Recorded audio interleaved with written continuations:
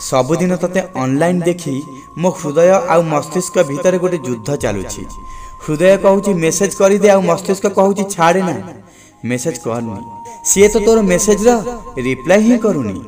सपन तो मोर जे तोर स्टेटस मो पाई केबे चेंज हेबो, केबे आम दुहिंकर फोटो गोटे फ्रेम रे थिबो। तू थरे रिप्लाई करके तो देख, हेई पारे 2-3 दिन हेबो जो देह खराब अछि से मोर ठीक हे जिवो। तोर से लास्ट सीन को देखी देखी मोर लव स्टोरी अटके की अछि।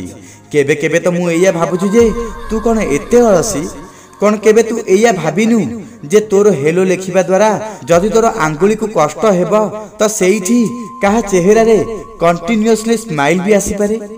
केही जने एठी बसी तोर रिप्लाई को अपेक्षा करी रहिछि, आउ तते तो किछि फरक ही पड़ुनी।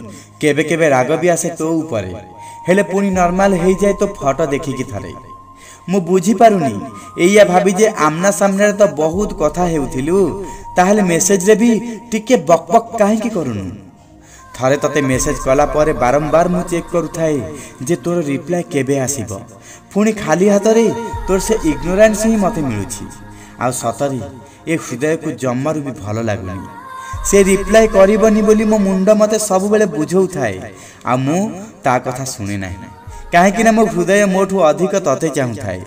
तू घंटा घंटा धरी ऑनलाइन रहूछु, आ मो इनबॉक्स रे तोर ना ही नाही। तू एते दूर रे अछु जे एई केवल गोटिए जरिया तो साथी रे कथा हेबा पाई। एमिति भी नुहे जे आमे दुहे दुहे को जानिने। केमिति छाड़ी देबी तो विषय रे भाबिबा, जेते बेले मो भावना ही तो भावना रु जात।